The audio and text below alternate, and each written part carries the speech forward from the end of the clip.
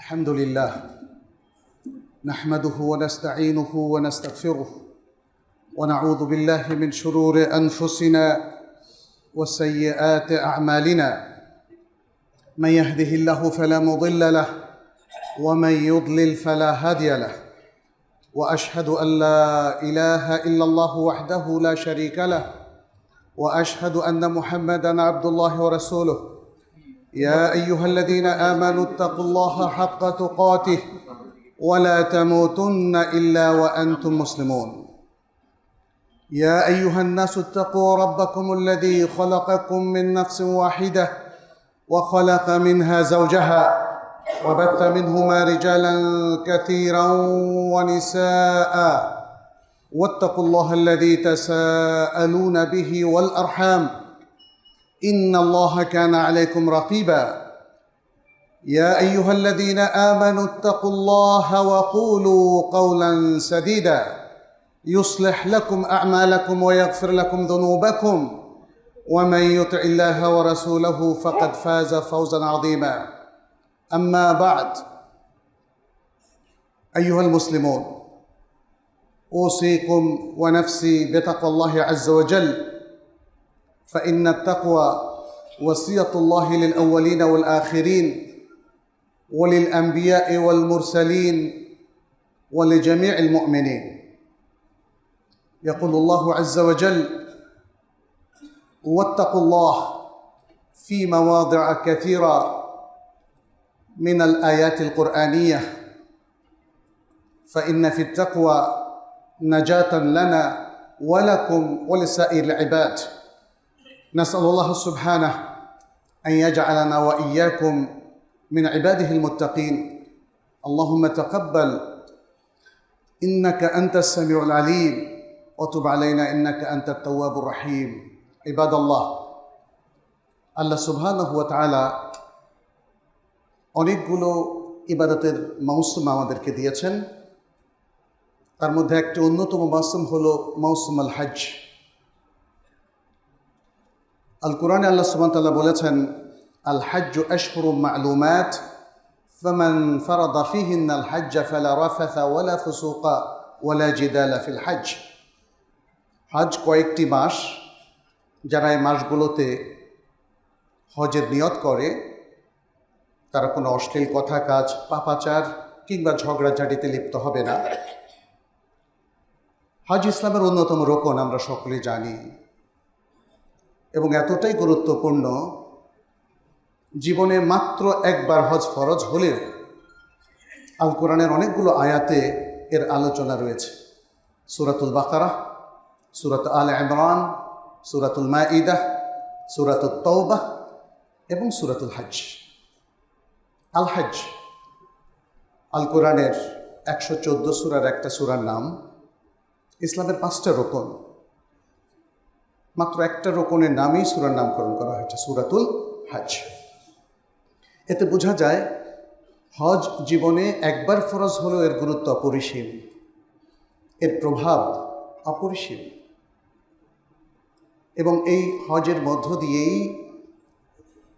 বিশ্বের সকল মানুষ নিষ্পাপ হয়ে যাওয়ার সুযোগ আছে। হজ সম্পর্কিত যে ফজিলতের বর্ণনাগুলো আমরা রাসূলুল্লাহ সাল্লাল্লাহু আলাইহি সাল্লাম থেকে পাই, সেখানে এমন ঘোষণাই দেওয়া হয়েছে। নবী সাল্লাল্লাহু আলাইহি সাল্লাম বলছেন, মান হাজ্জা ফালাম ইয়ারফুথ ওয়ালাম ইয়াফসুক রাজাআ কায়াউমি ওয়ালাদাতহু উম্মুহ। যে ব্যক্তি হজ করল এবং হজের মধ্যে সে কোনো অশ্লীল কথা কাজে লিপ্ত হলো না এবং সে কোনো পাপাচারেও লিপ্ত হলো না, তাহলে সে, তার মা যেদিন তাকে নিষ্পাপ রূপে প্রসব করেছিল সেরকম নিষ্পাপ রূপেই সে ফিরে আসলো। সুবহানাল্লাহ। মূলত এটাই হচ্ছে হজ্জে মাবরুরের সংজ্ঞা। অনেকে আমাদেরকে জিজ্ঞেস করেন, হজ্জে মাবরুরের অনেক ফজিলতের কথা শুনি, মা হুয়াল হজ্জুল মাবরুর? আল হজ্জুল মাবরুর কাকে বলা হয়? রাসূল সাল্লাল্লাহু আলাইহি সাল্লাম সেই সংজ্ঞাটা কিন্তু এখানে দিয়ে দিলেন।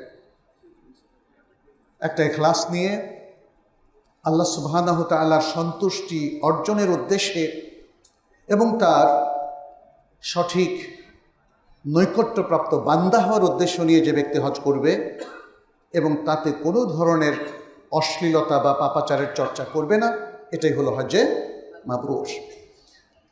যার আরেকটা ফজিলতের কথা তিনি বর্ণনা করেছেন, আরেকটি হাদিসে বলেছেন, আল হজ্জুল মাবরুর লাইসা লাহু জাযাউন ইল্লাল জান্নাহ। হজ্জে মাবরুর, তার পুরস্কার জান্নাত ছাড়া আর কিছু নয়। সুবহানাল্লাহ, বিশাল। আল্লাহর এই যে নৈকট্য অর্জন, আল্লাহর সন্তুষ্টি অর্জন, দিন ইসলামের এই যে অবিরাম অনুকরণ অনুসরণের মধ্য দিয়ে একটা সুন্দর সুশৃঙ্খল ইমানি জীবন গড়া কিংবা তৈরি করা, উদ্দেশ্য তো অন্যতম একটা উদ্দেশ্য হলো কি জান্নাত লাভ।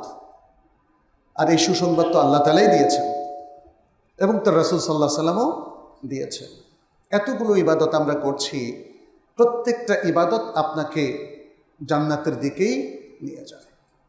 প্রত্যেকটা বের পুণ্য আমাদেরকে জান্নাতের দিকেই নিয়ে যায়। রাসূল সাল্লাল্লাহু আলাইহি ওয়াসাল্লাম অন্য হাদিসে সেটা বলেছেন। কিন্তু আমাদেরকে নিশ্চিত করতে হবে যে আমরা আল্লাহর জন্য এটা করছি। আল কোরআনে আল্লাহ সুবহানাহু ওয়া তাআলা বলছেন, ওয়া আতিমুল হাজ্জা ওয়াল উমরাতা লিল্লাহ। হজ এবং উমরাহ আল্লাহর জন্য করো, আল্লাহর জন্য সম্পন্ন করো। তাহির ইবনে আশুর, তিনি বিখ্যাত একজন মুফাসসির ছিলেন, তিনি বলেন যে আল্লাহ সুবহানাহু ওয়া তাআলা এখানে হজকে তার জন্য করার স্পেশাল নির্দেশনা দিয়েছেন, কারণ অন্যান্য ইবাদতগুলো এক্সক্লুসিভলি মানুষ আল্লাহর জন্যই করে, যেমন সালাত। এর পেছনে সাধারণত দুনিয়ার কোনো উদ্দেশ্য থাকে না। সিয়াম, সেটা তো আল্লাহ সুবহানাহু ওয়া তাআলা নিজেই বলে দিয়েছেন, যেহেতু মানুষের পক্ষে প্রকাশ্যে সিয়াম রাখা সম্ভব নয়, সে গোপনেই রাখে। আল্লাহই জানে সে সত্যিকার সিয়াম রেখেছে কিনা, যে জন্য তিনি বলেছেন আস-সাওমুলি। কিন্তু হজের মধ্যে একটা সুযোগ আছে, যেটা আল্লাহ ছাড়া অন্য কোনো উদ্দেশ্য হতে পারে, এবং এমনটাই করতো মুশরিকরা। তারা হজের কিছু অংশ তাদের দেবদেবীর উদ্দেশ্যে উৎসর্গ করত। আর আমাদের বাংলাদেশের হাজি সাহেবরা,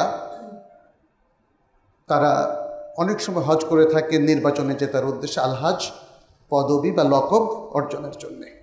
ফলে আল্লাহ তাআলা বলে দিয়েছেন, নো, হজের মধ্যে আল্লাহ ছাড়া আর কারো কোনো অংশ নাই। এটা একটা তাদরিব, এটা একটা ট্রেনিং। কিন্তু হজের একটা বড় সফরে প্রত্যেকটা কাজ আপনি আল্লাহর জন্য করছেন। আরেকটা আয়াতে আল্লাহ সুবহানাহু ওয়া তাআলা বলছেন, ওয়ালিল্লাহি আলান নাসি হাজ্জুল বাইতি মান ইসতাতাআ ইলাইহি সাবিলা।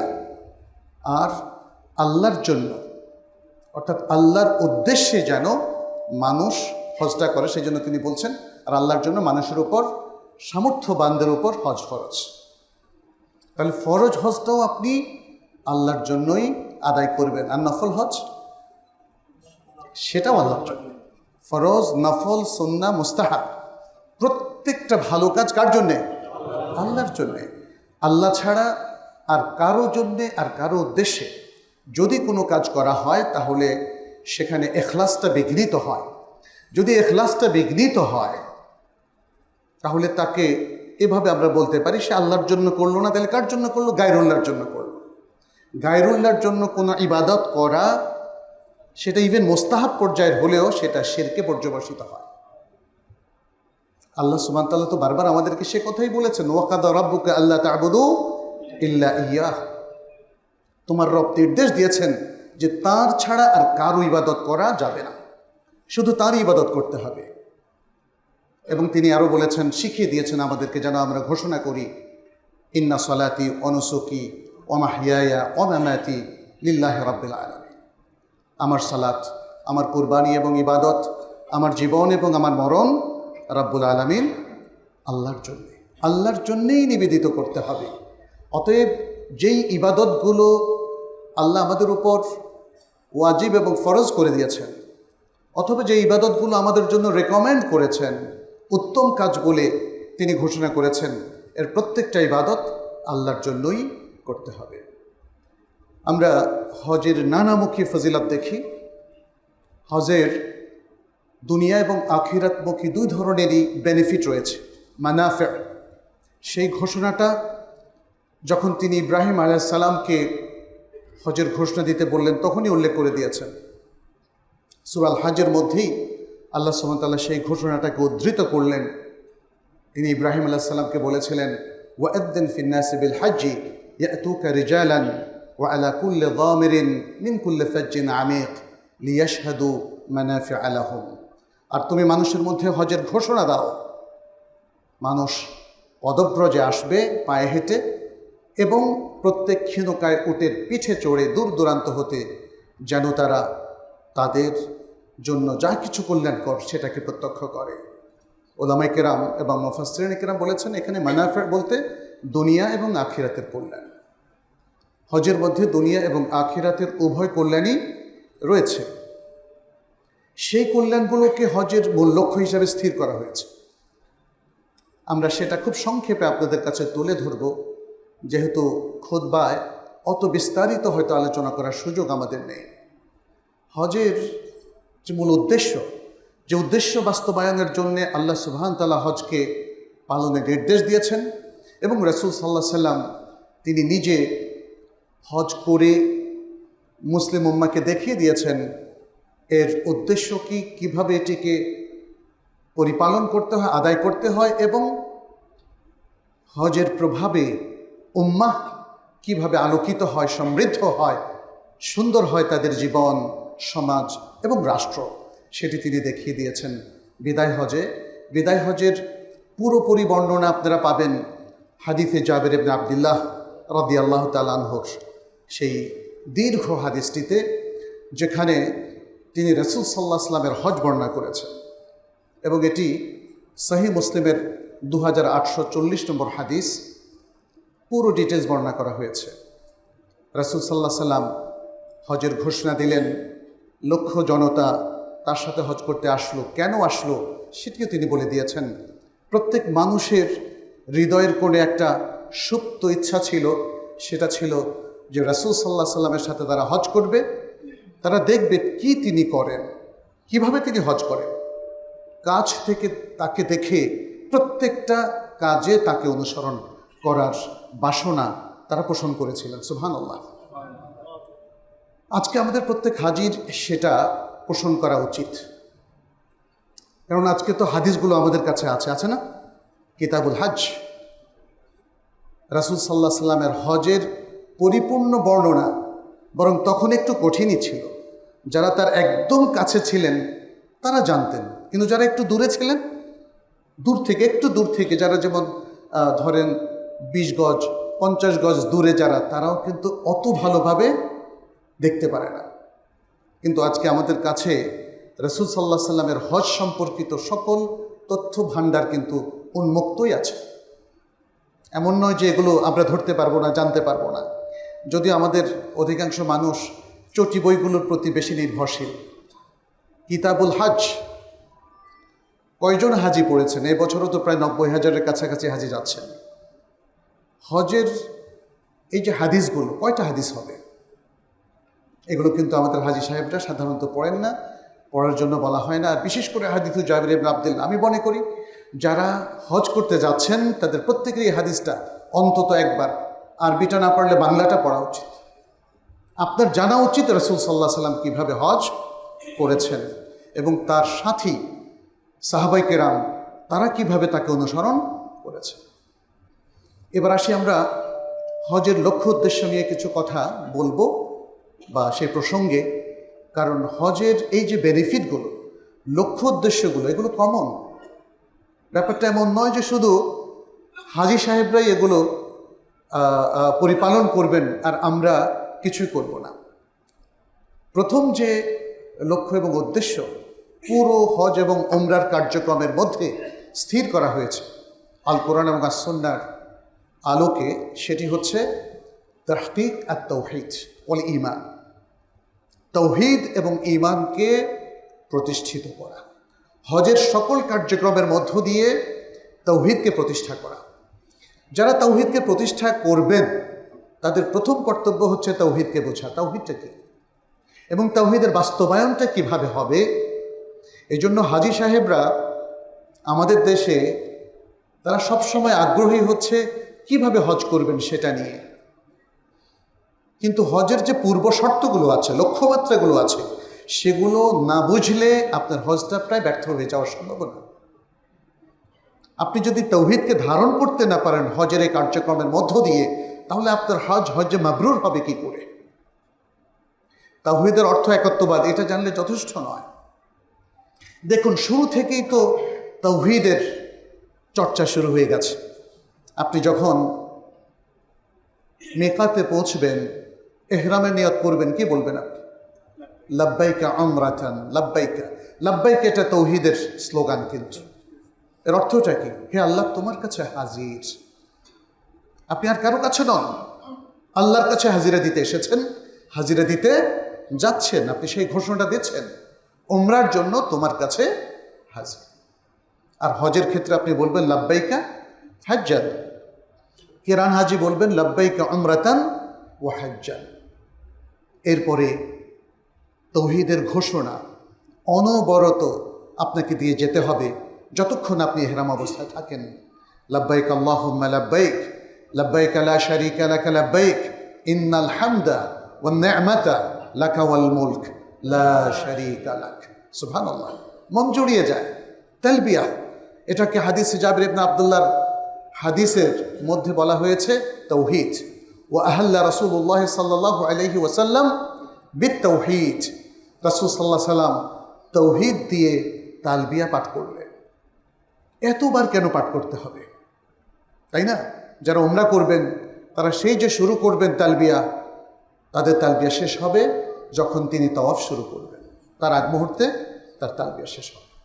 আর হজের তালবিয়া শুরু হবে 8 তারিখে, যখন আমরা হজের ইহরাম মক্কা থেকে যেখানে অবস্থান করছি সেখান থেকে ইহরাম করব।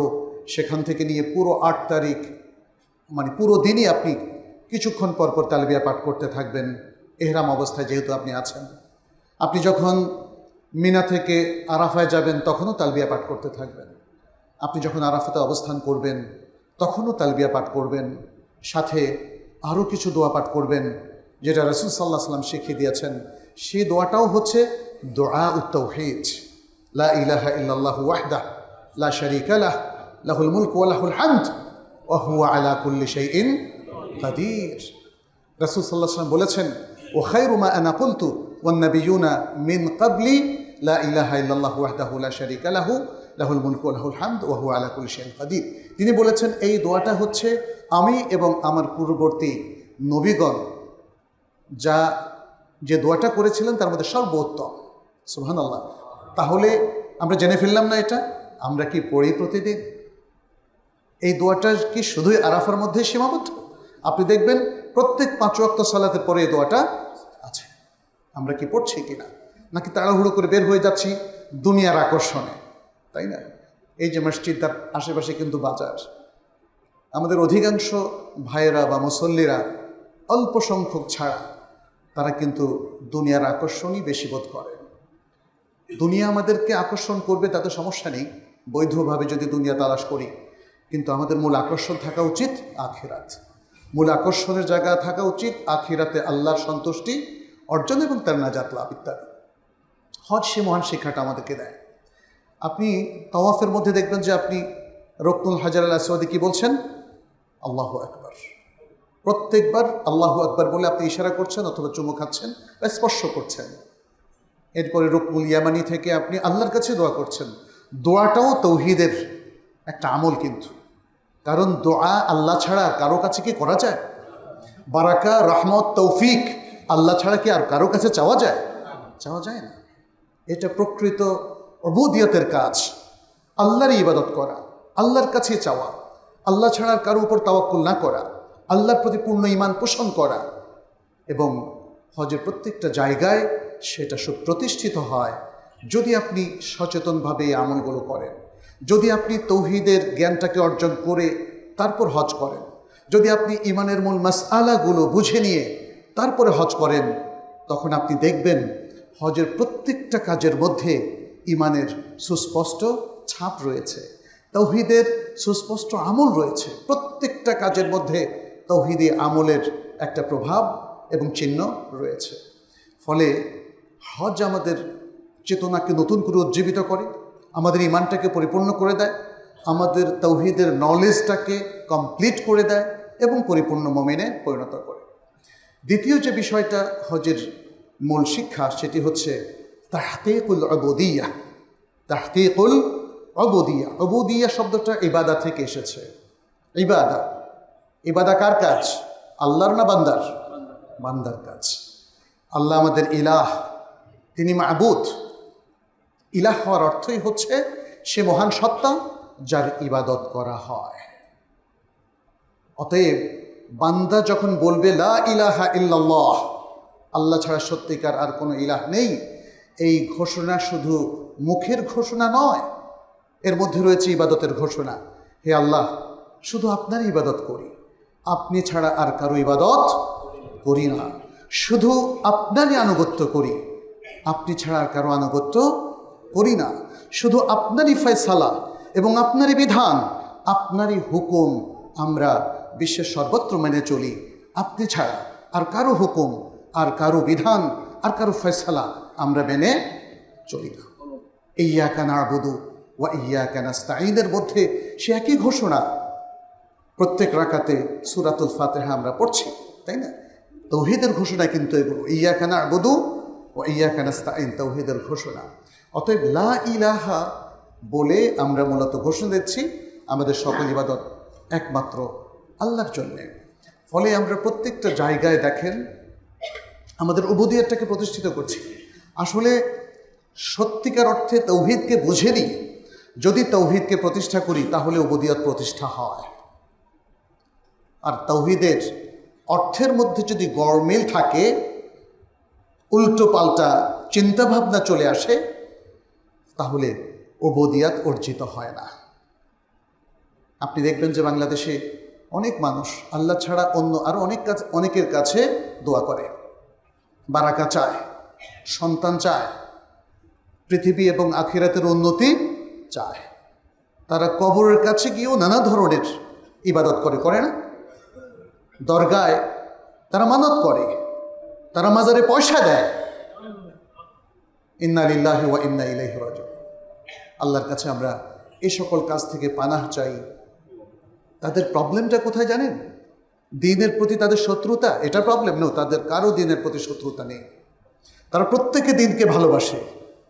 তাদের প্রবলেমটা হচ্ছে তাওহীদের জ্ঞান অর্জিত হয় নাই, তাওহীদটাকে তারা বুঝে নাই। আল্লাহ এবং তার রাসূল সাল্লাল্লাহু আলাইহি সাল্লাম যে তাওহীদকে, তাওহীদের যে জ্ঞানকে উপস্থাপন করেছেন আল কোরআন এবং আস সুন্নাহ, সেটি অর্জিত হয় নাই। সেটি অর্জিত না হলে আপনি আল্লাহকে যতই ভালোবাসেন না কেন, আপনার উবুদিয়ত অর্জিত হবে না এবং আপনার কাজে কর্মের মধ্যে প্রচুর ত্রুটি থেকে যাবে। আপনি ভাবছেন আপনি আল্লাহর তাওহীদকে প্রতিষ্ঠা করছেন, অথচ দেখা যাবে শিরকও করা হয়ে যাচ্ছে। আল্লাহ সুবহানাহু ওয়া তাআলা আল কোরআনে কিন্তু সে কথাটা বলেও দিয়েছেন। অনেক মানুষ আল্লাহর প্রতি ঈমান রাখে, কিন্তু সে শিরক মুক্ত হতে পারে না, সে প্রচুর শিরক করে। ওমা ইউমিনু আকতারুহুম বিল্লাহি ইল্লা ওয়া হুম মুশরিকুন। অতএব আজকে সে সুযোগটা আর নাই। কেউ কেউ বলেন, আমাদেরকেও বলছে ভাই আপনারা যে এত শিরিক করছেন, তাওহীদ করছেন, এটার কোনো প্রয়োজন নেই। আজকে আল্লাহর কোনো বান্দা শিরিক করে না এবং আল্লাহর কোনো বান্দা তাওহীদ বিরোধী অবস্থানে নাই। কথাটা কি সত্যি? কথাটা মোটেই সত্যি নয়। বরং জ্ঞানের জগতে এক মহা দুর্ভিক্ষ চলছে এই মুসলিম দেশগুলোতে। আপনি খেয়াল করে দেখেন, দুনিয়ার জ্ঞানের বিশ্লেষণ আমি করব না, কিন্তু আখিরাতের জ্ঞান নিয়ে আমরা দেখতে পাচ্ছি এক মহা দুর্ভিক্ষ চলছে। আজকে যদি আমরা তহারাত বিষয়ে যে কোনো মুসলিম ভাইকে প্রশ্ন করি, দেখা যাবে যে অধিকাংশের উত্তর তিনি দিতে পারছেন না। কিতাবুস সালাহ নিয়ে প্রশ্ন করলে উত্তর দিতে পারছেন না। তাওহীদের ব্যাপারে অধিকাংশ মানুষেরই সঠিক জ্ঞান নেই। এটার কারণ হচ্ছে তাওহীদের আলোচনা আসলে মানুষ মনে করে এটা ফিলসফিক্যাল আলোচনা, দার্শনিক আলোচনা। যাই হোক, আমরা দ্বিতীয় যে বিষয়টা বললাম সেটি হচ্ছে উবুদিয়াহ। আল্লাহর বান্দা হওয়ার জন্যই হাজী সাহেবরা মক্কা মদিনায় গমন করছেন, উমরা করছেন, হজ করছেন, তাওয়াফ করছেন, সাই করছেন। মিনায় তাদের ওকুফ, আরাফাতে তাদের ওকুফ এবং মুজদালিফায় তাদের ওকুফ আল্লাহর বান্দা হওয়ার জন্যে।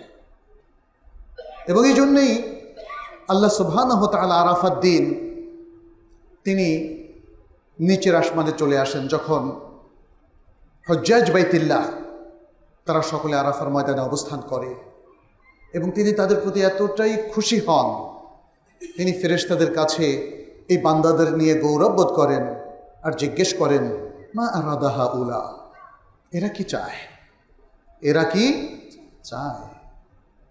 মানে কতটা খুশি আল্লাহ হন দেখেন, প্রশ্ন থেকে বোঝা যায় আল্লাহ কি জানেন না এরা কি চায়।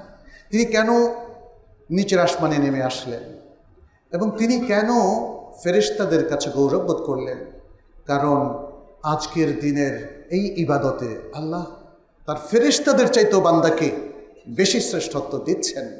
কারণ এই বান্দারা যারা কথায় কথায় ভুল করে, যারা আল্লাহর নাফরমানি করে, তার রাসূল সাল্লাল্লাহু আলাইহি সাল্লামের সুন্নাহ থেকে যারা দূরে সরে যায়, সেই মানুষেরাই আজকে আল্লাহর কাছে ধর্ণা দিতে এসেছে। তারা আল্লাহর কাছে নিজেদের দীনতাহীনতা প্রকাশ করতে এসেছে, তারা আল্লাহর কাছে নিজেদের অবুদিয়তের সাক্ষ্য দিতে এসেছে।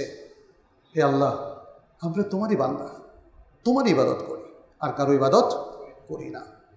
খেয়াল করে দেখুন, আরাফাতের ময়দানে সালাতের পর দুপুর থেকে নিয়ে দীর্ঘ সময় ধরে সূর্যাস্ত পর্যন্ত একটাই কাজ, কি সেটা? দোয়া। দোয়া। রাসূল সাল্লাল্লাহু আলাইহি ওয়াসাল্লাম দোয়া করেছিলেন, আর এই দোয়া আল্লাহর প্রতি বান্দার ঈমান বাড়িয়ে দেয়, আল্লাহর উপর বান্দার তাওয়াক্কুলকে পরিপূর্ণ করে দেয়, আল্লাহর সাথে বান্দাকে একদম সরাসরি কানেক্টেড করে দেয়। ওয়া ইযা সাআলাকা আন্নী ইবাদি ফাইন্নী করিব উজিবু দাওয়াতাদ দাঈ ইযা দাআন ফালিয়াস্তাজিবু লি ওয়া লিয়ুমিনু বি। দেখেন, দোয়া সম্পর্কে তো আল্লাহ বলেছেন, যখন আমার বান্দা আমার সম্পর্কে জিজ্ঞেস করে, আমার কাছে কিছু চায়, আমি তখন তার অতি নিকটে, আমি তখন তার অতি নিকটে। ফাইন্নী করিব উজিবু দাওয়াতাদ দাঈ, যে দোয়া করে আমি তার ডাকে সাড়া দিই। সুবহানাল্লাহ।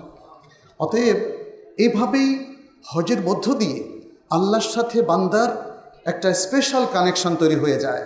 এতদিন যেখানে ঘাটতি ছিল, আমাদের নিজস্ব লোকালয়ে দেশে, বাংলাদেশে আমরা হয়তো দেখা যাচ্ছে আল্লাহর সাথে অতটা কানেক্টেড হতে পারিনি, কিন্তু আমাদের উমরা, আমাদের তওয়াফ, মক্কায় আমাদের অবস্থান, বাইতুল্লাহ আমাদের অবস্থান এবং এই আল মাশায়ের আল মুকাদ্দাসে আমাদের অবস্থান আমাদেরকে আল্লাহর সাথে অনেক নিকটবর্তী করে দেয়, জ্ঞানের দিক থেকে, আমলের দিক থেকে, ঈমানের দিক থেকে, বরং সব দিক থেকে। তো এই হচ্ছে আমরা যেটা বললাম দ্বিতীয় মাকসাদ। তৃতীয় যে মাকসাদ, সেটি হচ্ছে হজের মধ্যে যে কোনো বদ আখলাক থেকে মুক্ত হওয়ার একটা চমৎকার সুযোগ তৈরি হয়, আর আমাদেরকে সে কথাই বলা হচ্ছে সেটা তোমাদের লক্ষ্য। কি থেকে মুক্ত হওয়া?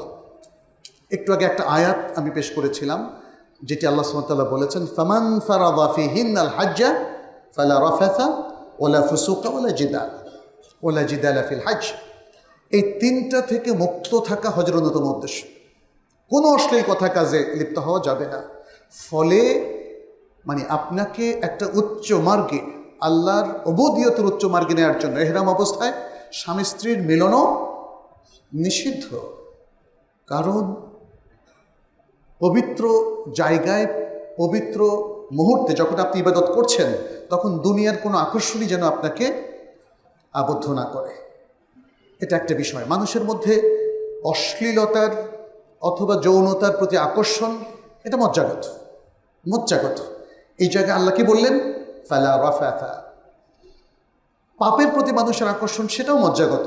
তিনি কি বললেন? ওয়ালা ফুসুকা। আর ঝগড়াঝাটি, এটা মানুষের নিত্যদিনকার স্বভাব, একটু কিছুতেই ঝগড়ায় লেগে যায়।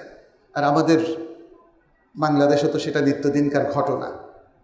মানুষের মধ্যে অসহিষ্ণুতা প্রবল, সামান্যতে উত্তেজিত হয়ে পড়ে, রিয়াক্টিভ আচরণ করে এবং ঝগড়াঝাটি করে। আল্লাহ বললেন ওয়ালা জিদালা ফিল হজ। এটা জাস্ট একটা উদাহরণ। নবী সাল্লাল্লাহু আলাইহি ওয়াসাল্লাম সে একই কথা বললেন, মান হাজ্জা ফালাম ইয়ারফুত ওয়ালাম ইয়াফসুক। তিনি বিশুদ্ধ হজ, মাবরুর হজের জন্য এটাকে শর্ত করে দিলেন। বোঝা গেল যত আখলাকি মাযমুমা আছে, নিন্দিত যত স্বভাব আছে, অসৎ চরিত্রতা আছে, আপনি সেগুলো থেকে নিজেকে মুক্ত করার একটা চমৎকার ট্রেনিং হজের মধ্যে পেয়ে যাবেন। এবং হজের অন্যতম উদ্দেশ্য হচ্ছে মানুষকে নৈতিকতা সমৃদ্ধ জীবনে অভ্যস্ত করা। ফলে এটা আমরা দেখিও কত হাজী সাহেব হজ থেকে ফিরে জীবনটাকে কত সুন্দর করে ফেললেন। আমি দেখেছি নিজেও, সেই গ্রামে গঞ্জের হাজী সাহেবরা এবার হজ করে এসে এলাকায় জ্ঞানের বিস্তার, তৌহিদের প্রচার, কোরআনের প্রচার, দ্বীনের প্রচারে তারা লেগে গেলেন। সুবহানাল্লাহ, এটা হজের বিশাল একটা প্রভাব। আর হজের আরেকটা বিষয় হচ্ছে আখিরাতের প্রতি আমাদের আগ্রহ বৃদ্ধি করা, আখিরাত বিষয়ে সতর্ক করা। আখিরাতের সাথে হজের বেশ কিছু মিল আছে। একটা মিল হচ্ছে কাফনের কাপড়ের মতো 2 টুকরা এহরামের কাপড় পরিধান করা, প্লাস ময়দানে অবস্থান। মিনায় যেদিন অবস্থান করবেন আপনি দেখবেন যে মনে হয় যেন লক্ষ লক্ষ জনতা হাসরের মাঠে অবস্থান করছে। একই অবস্থা আরাফাতে এবং একই অবস্থায় রাতের মুজদালিফাতেও। তাহলে আখিরাতের কথা স্মরণ করার জন্যে চমৎকার একটা উপলক্ষ এখানে তৈরি হয়ে যাচ্ছে। আর আল্লাহ সুবহানাহু ওয়া তাআলা কোরআনে বারবার বলেছেন মুমিনের একটা গুরুত্বপূর্ণ বৈশিষ্ট্য হচ্ছে আখিরাতের প্রতি বিশ্বাস, ওয়াবিল আখিরাতি হুম ইউকিনুন।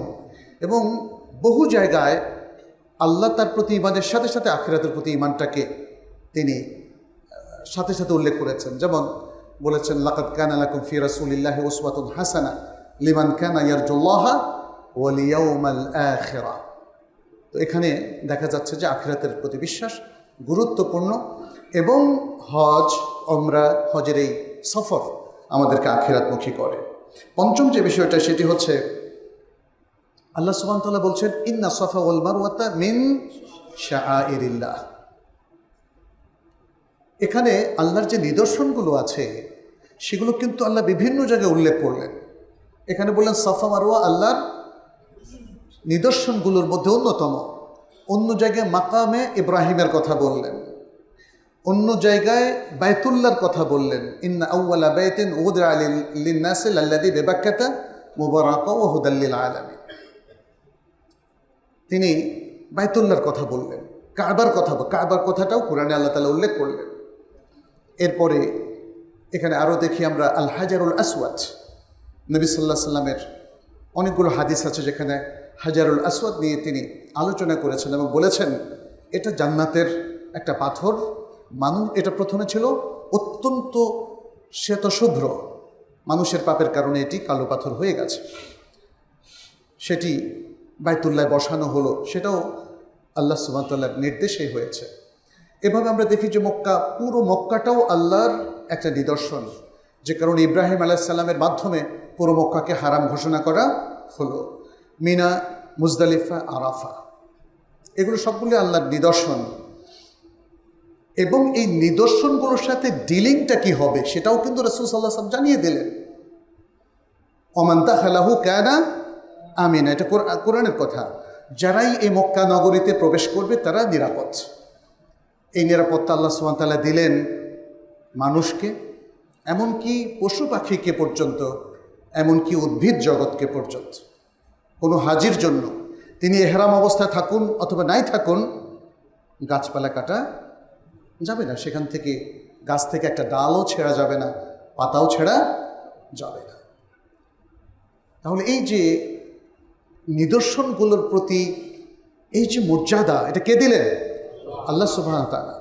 ওমান ইউআযযিম শাআইরাল্লাহি ফাইন্নাহা মিন তাকওয়াল কুলুব, সূরা আল হজ্জের মধ্যে আল্লাহ তাআলা বলছেন যারা আল্লাহর নিদর্শনসমূহের প্রতি তাযীম পেশ করে, সম্মান প্রদর্শন করে, এটা তাদের অন্তরের তাকওয়া। হাজী সাহেবরা যারা হজে যাচ্ছেন আমরা দেখেছি আরাফার ময়দানে লেগে গেলেন, কথা কাটাকাটি হচ্ছে, রাজনৈতিক মুখরোচক আলাপ হচ্ছে, রুমের মধ্যে একজন আরেকজনের প্রতি বিরক্তি প্রকাশ করছেন, আরও নানা কিছু। এগুলো কি সম্মান প্রদর্শন হলো? মক্কায়, মদিনায়, মিনায়, মুজদালিফার তাঁবুতে আমরা দেখতে পেয়েছি প্রচুর কাজ আমাদের অনেক ভাই বোনেরা করেন যেটা অনাকাঙ্ক্ষিত, যেটা শরিয়া অ্যালাউ করে না। অনেকে মক্কায় বসে বসে নাটক দেখেন, যেহেতু ইন্টারনেট ওপেন, আরও কত কিছু দেখেন, আল্লাহু আলাম, আল্লাহ ভালো জানেন। এটা কিন্তু অসম্মান প্রদর্শন করা হচ্ছে এই পবিত্র জায়গাগুলোর প্রতি। ফলে সম্মান প্রদর্শন করা এটা হজ এবং উমরার অন্যতম উদ্দেশ্য। আপনার আমার মাধ্যমে এই জায়গাগুলোতে না কোনো আচরণের মাধ্যমে না কোনো কাজের মাধ্যমে যেন অসম্মান প্রকাশ না পায়। ষষ্ঠ যে বিষয়টি সেটি হচ্ছে এখানে যে সুযোগটা আল্লাহ সুবহানাহু ওয়া তাআলা রেখেছেন, লিয়াশহাদু মানাফিআ লাহুম, দুনিয়া আখিরাতের কল্যাণ, আমাদের সে কল্যাণ অর্জনের জন্য চেষ্টা করতে হবে যাতে আল্লাহ সুবহানাহু ওয়া তাআলার ফজল এবং করম আমরা এখান থেকে অর্জন করে নিয়ে আসতে পারি। আমরা দেখেছি যারা হজ্জে মাবরুর এর তৌফিক প্রাপ্ত হন তারা মূলত সেখান থেকে দুনিয়া আখিরাতের বেনিফিট নিয়ে আসতে পারেন। সপ্তম যে বিষয়টি সেটি হচ্ছে আল্লাহর যিকিরের সাথে, আল্লাহর স্মরণের সাথে নিজেকে কানেক্টেড করা। আলহামদুলিল্লাহ, আমরা অনেক ভাই বোনদেরকে দেখি তারা ইবাদতের মধ্যে নিজেকে সর্বদা সম্পৃক্ত রাখার চেষ্টা করে। মূলত আল্লাহর যিকির মানে হচ্ছে আল্লাহর ইবাদতের সাথে কানেক্টেড থাকা। একদল মানুষ যিকির বলতে শুধু আল্লাহ আল্লাহ যিকির অথবা ইল্লাল্লাহ যিকির এইগুলো প্রচলন করছে, এটা তাদের প্রচলন। এগুলো কিন্তু আপনি কোরআন হাদিসে কোথাও পাবেন না। আল্লাহর যিকির কিভাবে করতে হয় এটা আল্লাহ এবং তার রাসূল শিখিয়ে দিয়েছেন, ওর বাইরে যাওয়ার কোনো সুযোগ নেই। আল্লাহর ইবাদত কি করে করতে হয় আল্লাহ এবং তার রাসূল শিখিয়ে দিয়েছেন, এর বাইরে যাওয়ার কোনো সুযোগ নেই। প্রত্যেকটা ইবাদতের ক্ষেত্রে আপনি দেখেন, সালাত, সওম, হজ, যাকাত, উমরা, কুরবানি ইত্যাদি যে কোনো আমলের ক্ষেত্রে আপনি দেখুন কোরআন এবং সুন্নাহর কোনো না কোনো ইনস্ট্রাকশন এবং নির্দেশনা আছে। ওই নির্দেশনার বাইরে গেলে সেটা ইসলামিক কাজ বলে গণ্য হবে না। আমরা আজকের বিশ্বে আসলে যেহেতু পুরো বিশ্বই উন্মুক্ত, বিভিন্ন ধর্ম, ধর্মীয় কৃষ্টি কালচার বা বিভিন্ন সমাজের কৃষ্টি কালচারের প্রভাবে আমাদের জীবনকে কিন্তু অনেক পরিবর্তন করে ফেলেছে। সময় হয়েছে আমাদের এখন সত্যের দিকে ফিরে আসা।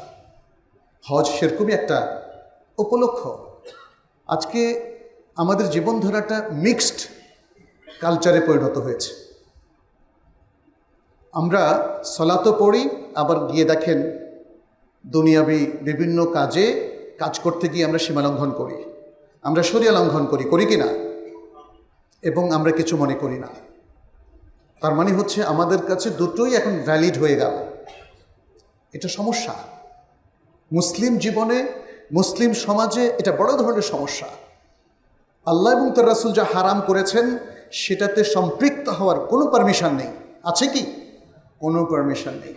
মুসলিমদেরকে অবশ্যই ইসলামী ধারার জীবনেই তাদেরকে ফিরে আসতে হবে। ইসলাম এবং অনইসলাম, শিরিক এবং তৌহিদ, ইবাদত এবং বেদাহ, এগুলোর মধ্যে মিক্স আপ করার কোনো সুযোগ নেই। এটা মনে রাখতে হবে। আমাদের শিক্ষা ব্যবস্থার মধ্যে সেটা ফুটিয়ে তুলতে হবে। আমাদের দৈনন্দিন জীবনের মধ্যে সে আচার অনুষ্ঠান নিয়ে আসতে হবে। প্রত্যেকটা কাজে কর্মে যেন তৌহিদের বহিঃপ্রকাশ হয়, আল্লাহ এবং তার রাসূলের আনুগত্য প্রকাশ পায়, ইবাদতের বৈশিষ্ট্য যেন আমাদের মধ্যে ফুটে ওঠে। প্রত্যেকটা আমল এর মধ্য দিয়ে যেন আমরা সওয়াব লাভ করি। মূলত হজ এবং উমরা সেই জিনিসটাই আমাদের সামনে তুলে ধরে। আমাদের আরও বেশ কিছু শিক্ষা এখানে আল্লাহ সুবহানাহু ওয়া তাআলা রেখেছেন। এর মধ্যে হচ্ছে মানুষের মধ্যে সাম্য, কোনো ভেদাভেদ নাই। এখানে দেখেন মন্ত্রীরাও আমাদের সাথে একসাথেই, যদি ফ্লোরিং করি আমরা মুজদালিফায়, তাদের জন্য কি কোনো প্রাসাদ সেখানে আছে? নেই। যে কোনো প্রভাবশালী ব্যক্তি, ধনী ব্যক্তি আর যে কোনো দরিদ্র এবং সাধারণ ব্যক্তি হজের প্রত্যেকটা জায়গায় সমান। তওয়াফের ক্ষেত্রে কারো কোনো প্রাধান্য নেই, সাইয়ের ক্ষেত্রে কারোর জন্য কোনো স্পেশাল সুযোগ নেই। আরাফায়, মুজদালিফায়, মিনায়, সব জায়গায় আল্লাহ সুবহানাহু ওয়া তাআলা এর মাধ্যমে এই মেসেজটা দিয়েছেন যে এখানে সকল মানুষ সমান, মর্যাদার দিক থেকে সকল মানুষ সমান। বিদায় হজের ভাষণ আপনারা হাদিসে জাবেরের মধ্যেও পাবেন, সেখানে সে কথা বলা হয়েছে। সেখানে খুব সংক্ষিপ্তভাবে এসেছে। এর বাইরেও আরও বেশ কিছু বর্ণনায়, সহিহ মুসলিমের বর্ণনার বাইরে বিদায় হজের অনেক গুরুত্বপূর্ণ কথা এসেছে, সেগুলো আমাদের বিশ্ব মানবতার জন্য চমৎকার ঘোষণা, মানবাধিকারের চমৎকার ঘোষণা, নারীর অধিকার, কর্মচারীদের অধিকার, অধীনস্থদের অধিকার এবং বিশ্ব মানবের অধিকার এই বিদায় হজের ভাষণে নবী সাল্লাল্লাহু আলাইহি সাল্লাম বিশ্ববাসীর সামনে তুলে ধরেছেন। অতএব মুসলিম জীবনে হজ এবং ওমরার বিশাল প্রভাব রয়েছে। আমরা এই বছর যারা হজ করছি না, তারা যদি ভাবেন হজ ওমরা নিয়ে আমার অত ভাবনা নেই, কারণ আমি তো হজ করছি না, আমরা বলবো না, ভাবতে হবে আপনাকে। কারণ হজ ওমরার এই মহাসম্মেলনের মধ্যে যারা হাজি তাদের জন্য তো বটেই, যারা হাজি নন তাদের জন্য চমৎকার শিক্ষা রয়েছে। আমাদের উচিত হবে সেই শিক্ষাকে অর্জন করা। হজ এবং ওমরার যে লক্ষ্যমাত্রা এবং অনেকগুলো লক্ষ্য আল্লাহ এবং তার রাসূল নির্ধারণ করে দিয়েছেন, আমাদের উপর ফরজ হচ্ছে সেই লক্ষ্যগুলোকে অর্জন করা। যে কোনো ইবাদতের লক্ষ্য অর্জন করা ফরজ, যদি সেই ইবাদতটা ফরজ হয়ে থাকে। 5 ওয়াক্ত সালাত ফরজ, অতএব 5 ওয়াক্ত সালাতের যে লক্ষ্যমাত্রা আল্লাহ সুবহানাহু ওয়া তাআলা নির্ধারণ করেছেন সেটা অর্জন করাটাও ফরজ। রমাদানের সিয়াম ফরজ, অতএব এই সিয়াম পরিপালনের যে লক্ষ্যমাত্রা শরিয়া নির্ধারণ করে দিয়েছে সেটাও ফরজ। আবার দেখুন, অর্থনৈতিক ক্ষেত্রে যে লক্ষ্যমাত্রা আল্লাহ নির্ধারণ করে দিয়েছেন এর মধ্যে অনেকগুলোই কিন্তু ফরজ, আমরা সেটা ভুলে যাই। এর মধ্যে একটা হচ্ছে সুদমুক্ত অর্থনীতি। আমাদের এখন অনেক মুসলিম ভাইয়েরা তারা ভাবেন সুদমুক্ত হওয়া সম্ভব নয়, ফলে অবাস্তব কথা বলবেন না। তো এই কথাটা কি আমরা বলছি নাকি কোরআন বলছে নাকি হাদিস বলছে? নবী সাল্লাল্লাহু আলাইহি ওয়াসাল্লাম বলেছেন, তিনি বিদায় হজের ভাষণে বলেছিলেন, আজ থেকে পৃথিবীর সকল সুদ আমার এই 2 পায়ের নিচে রহিত করা হলো। এবং তিনি তার বংশীয় লোকদের সকল সুদকে রহিত করে দিলেন এবং ঘোষণা করলেন, এই বিধান কিয়ামত পর্যন্ত কার্যকর থাকবে। আমাদের সবচেয়ে দুর্ভাগ্য হচ্ছে আমরা অন্য জাতির এবং অন্য মানুষদের অন্য ধর্মের কৃষ্টি কালচারকে গ্রহণ করে ফেলি এবং গ্রহণ করতে করতে অভ্যস্ত হয়ে যাওয়ার পর মনে করি সেটা ছাড়া আর চলবে না। অবশ্যই চলবে।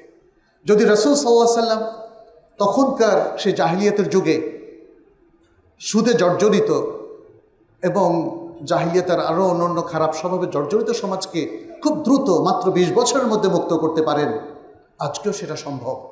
কিন্তু প্রয়োজন শক্তিশালী ঈমানের, প্রয়োজন মানুষের মোটিভেশনের, মানুষের আল্লাহর প্রতি পূর্ণ আস্থা প্রকাশের এবং মানুষের মাইন্ডসেট প্রয়োজন। আসুন, হজ আমাদেরকে যে মহান শিক্ষা দিয়েছে, যে মহান লক্ষ্যমাত্রা নির্ধারণ করে দিয়েছে, আমরা সেগুলোকে অনুধাবন করি প্রথমত, এবং সেগুলো অর্জনের জন্য সকলে মিলে চেষ্টা করি। যারা হজে যাচ্ছেন তাদের জন্য কিছু খেদমা আমরা এখান থেকে দিতে পারি। আমরা মক্কা মদিনায় যে খেদমাগুলো দেখতে পাই হাজিদের জন্য, আমাদের দেশে মাঝে মাঝে দেখেছি কখনো কখনো আমরা হয়তো হজ ক্যাম্পে কিংবা এয়ারপোর্টে। কিন্তু আমার কাছে মনে হয় হাজিদের জন্য মানে হজের এই প্রোগ্রামটাকে আরও বেশি সমাজে প্রভাবশালী করার জন্যে আরও কিছু ব্যবস্থাপনা এখানে করা যেতে পারে। হাজিদের সহযোগিতা করা, হাজিদের লাগেজগুলো তৈরি করে দেওয়া ইত্যাদি চিন্তা করে বের করা যাবে যে আমাদের হাজিদের জন্য আরও ইজি প্রসেস কিভাবে আমরা ভলেন্টারিলি দিতে পারি। তাহলে আমি মনে করি যে দেশের মধ্যে একটা সাজ রব পড়ে যাবে। যেভাবে রমজানে আমরা দেখি বিভিন্ন জায়গায়, রাস্তায়, বাস স্টেশনে, রেল স্টেশনে ইফতার করানোর মধ্য দিয়ে রমাদানের একটা প্রভাব তৈরি হয়ে গেছে। হজেরও এরকম একটা প্রভাব যদি তৈরি হয়, আশা করা যায় যে হজের শিক্ষাটা অর্জন আমাদের জন্য সহজ হয়ে যাবে। আল্লাহ আমাদের জীবনকে সুন্দর করুন, হজের এই মৌসুমটাকে আমাদের জন্য বরকতময় করে দিন। আমরা যারা হজ করছি বা হজ করছি না, সকলেই যেন হজের এই বেনিফিটটা অর্জন করতে পারি। আকুলু কাউলি হাদা ওয়া আস্তাগফিরুল্লাহ লি ওয়া লাকুম ওয়া লিসাইরিল মুসলিমিন ফাস্তাগফিরুহু ইন্নাহু হুয়াল গফুরুর রহিম। আলহামদুলিল্লাহি রাব্বিল আলামিন ওয়াল আকিবাতু লিল মুত্তাকিন ওয়া উসাল্লি ওয়া উসাল্লিমু আলা নাবিয়িনা মুহাম্মাদিন ওয়া আলা আলিহি ওয়া আসহাবিহি আজমাইন। ইবাদাল্লাহ ইত্তাকুল্লাহ। وكونوا عباد الله المؤمنين المخلصين المؤمنين وكونوا مع الصادقين. نسأل الله سبحانه أن يتقبل منا ومنكم صالح الأعمال ويجعلنا وإياكم من عباده المقربين المتقين إنه ولي ذلك والقادر عليه. أيها المسلمون, আল্লাহ সুবহানাহু ওয়া তাআলার কাছে আমরা আমাদের যত বিনয়, মাহাব্বা এবং ভালোবাসা পেশ করছি, কারণ তিনি তার উপযুক্ত সত্তা, তিনি আমাদের আনুগত্যের উপযুক্ত সত্তা, আমাদের ইবাদত পাওয়ার উপযুক্ত সত্তা। আমাদেরকে তিনি যে ইবাদতের সুযোগগুলো দিয়েছেন, আসুন আমরা সেটা গ্রহণ করি। 5 ওয়াক্ত সালাত থেকে আরম্ভ করে ইবাদতের সকল সুযোগ গ্রহণের মধ্য দিয়ে আল্লাহর শ্রেষ্ঠ বান্দা হওয়া যায়। যারা আল্লাহর শ্রেষ্ঠ বান্দা হবেন তারা মূলত সমাজের শ্রেষ্ঠ মানুষ হবেন। এমনটাই তো আমরা দেখেছি সাহাবাদের যুগে, যারা ইসলাম পূর্ব যুগে নানা রকম জীবনযাপন করেছেন, ইসলাম পরবর্তী জীবনে রাসূল সাল্লাল্লাহু আলাইহি সাল্লামের কাছ থেকে শিক্ষা নিয়ে এবং ওহীর জ্ঞানের আলোকে জীবন গঠন করে তারা সেই সমাজের শ্রেষ্ঠ মানুষে পরিণত হয়েছেন। ফলে সমাজকে বিশুদ্ধ করা, সুন্দর করা, এটা তাদের জন্য সহজ হয়ে গেছে এবং আল্লাহ সহজ করে দিয়েছে।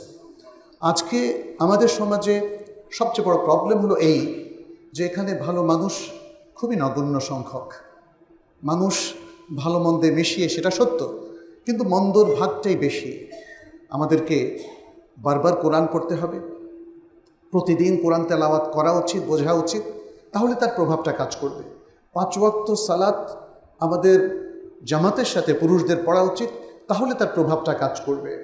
সিয়াম যেগুলো আমরা ফরজ হিসেবে রাখি, এর বাইরেও নফল সিয়ামটা যদি বৃহস্পতিবার এবং সোমবার আমরা রাখতে পারি, এবং সামনে যেটা সিয়াম ইয়াউম আরাফা, এগুলো যদি আমরা ব্যাপকভাবে আমল করতে পারি, তাহলে তার প্রভাবটা কাজ করবে। এবং এভাবে ভালো কাজের প্রভাবে আমাদের মধ্যে ভালো লোকের সংখ্যা বেড়ে যাবে, আমাদের নেক্সট জেনারেশন আমাদের কাছ থেকে শিখবে। আসুন আমরা সেভাবে নিজেদেরকে গঠন করি। আর এই যে একটা চমৎকার মসজিদ আমরা ঢাকা শহরের বুকে দেখতে পাচ্ছি, তার জন্য ছোট্ট একটা জাস্ট নাসিহা আপনাদের সবার প্রতি, যে মসজিদটাকে আপনারা সকলে মিলে আবাদ করবেন ইনশাআল্লাহ। বিশাল একটা সুযোগ। ঢাকা শহরের প্রাণকেন্দ্রে বিভিন্ন দিক থেকে আমরা দেখতে পাচ্ছি যে এটা এয়ারপোর্টের কাছে, রেলওয়ে স্টেশন, এবং ঢাকা থেকে বাংলাদেশের বিভিন্ন জায়গায় যাওয়ার প্রাণকেন্দ্র এটা। অতএব এই মসজিদটা যদি ঠিকমতো আবাদ করা যায়, তাহলে এখানে প্রচুর সংখ্যক মুসল্লি পড়তে পারবে। আমি যতটুকু জানি যে প্রায় 30,000-এর মতো মুসল্লি এখানে সালাত পড়তে পারবে। তো মসজিদের এরকম একটা মসজিদ তৈরি করতে অনেক খরচ। আমরা সকলেই এই মসজিদের নির্মাণ কাজে এগিয়ে আসি, মসজিদটাকে আবাদ করার ক্ষেত্রে এগিয়ে আসি। সে আহ্বান আমরা রাখলাম। আর আল্লাহর কাছে দোয়া করি তিনি যেন এই মসজিদকে কবুল করে নেন, তিনি যেন এর মাধ্যমে আমাদের এই অঞ্চলে শুধু না, পুরো দেশে দ্বীনের প্রভাব বৃদ্ধি করে দেন, দ্বীনের জ্ঞান ছড়িয়ে দেন। এবং এই মসজিদ শুধু সালাত নয়, বরং একটা জ্ঞান কেন্দ্র হিসাবে কাজ করবে, মানুষকে আলোকিত করার কেন্দ্র হিসাবে কাজ করবে, এবং নানা ধরনের চ্যারিটেবল কাজের কেন্দ্র হিসাবেও কাজ করবে। আল্লাহ যেন সেরকম একটি মসজিদে এটিকে পরিণত করে দেন। যারা এর দেখাশোনা করছে আল্লাহ তাদের মধ্যে বারাকা দেন, যারা এখানে সালাত পড়তে আসছেন আল্লাহ তাদের মধ্যে বারাকা দেন। আল্লাহ যেন আমাদের সকলকে সুস্থ রাখেন, আল্লাহ যেন আমাদের সন্তান সন্ততিকে ভালো মুমিনে পরিণত করে দেন, আমাদের এই জনপদকে আলোকিত করেন, ওহির আলোকে আলোকিত করেন, আমাদের দুনিয়াবী যে সকল সমস্যা রয়েছে আল্লাহ যেন সেটাকে দূর করে দেন। আমাদের মধ্যে যারা অভাবগ্রস্ত, দরিদ্র, আল্লাহ তাদের দারিদ্র্য এবং অভাব দূর করে দেন, যারা অসুস্থ তাদেরকে সুস্থ করে দেন। আল্লাহ যেন আমাদের দেশে বারাকা নাজিল করেন, বহিঃশত্রু থেকে আমাদের এই দেশকে, প্রিয় দেশটাকে রক্ষা করেন। এই দেশের মুসলিম জনতাকে আল্লাহ যেন বারাকাপূর্ণ জীবন দান করেন। হাদা ওয়াসাল্লু ওয়াসাল্লিমু আলা নবিয়িনা মুহাম্মদ। ফাকাদ ক্বালা আল্লাহু সুবহানাহু ইন্নাল্লাহা ওয়া মালাইকাতাহু ইউসাল্লুনা আলান নবী ইয়া আইয়ুহাল্লাযীনা আমানু সাল্লু আলাইহি ওয়া সাল্লিমু তাসলিমা। ওয়া ক্বালা আন-নবিয়্যু সাল্লাল্লাহু আলাইহি ওয়া সাল্লাম মান সাল্লা আলাইয়া মাররাতান সাল্লাল্লাহু আলাইহি বিহা আশারা। আল্লাহুম্মা সাল্লি ওয়া সাল্লিম وبارك وأنعم على نبينا محمد، وارض اللهم عن الخلفاء الراشدين وعن الصحابة أجمعين، وعنا معهم بعفوك وكرمك يا أكرم الأكرمين. اللهم أعز الإسلام والمسلمين، اللهم أعز الإسلام والمسلمين، اللهم انصر الإسلام والمسلمين، اللهم انصر الإسلام والمسلمين في كل مكان يا رب العالمين. اللهم انصر إخواننا في فلسطين وفي الهند وفي كل العالم يا رب العالمين. اللهم كن لهم ولا تكن عليهم يا رب العالمين. اللهم عليك بأعدائك وأعداء الدين، أعداء الإسلام والمسلمين.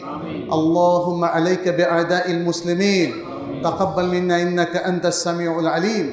اللهم اشف مرضانا ومرضى المسلمين.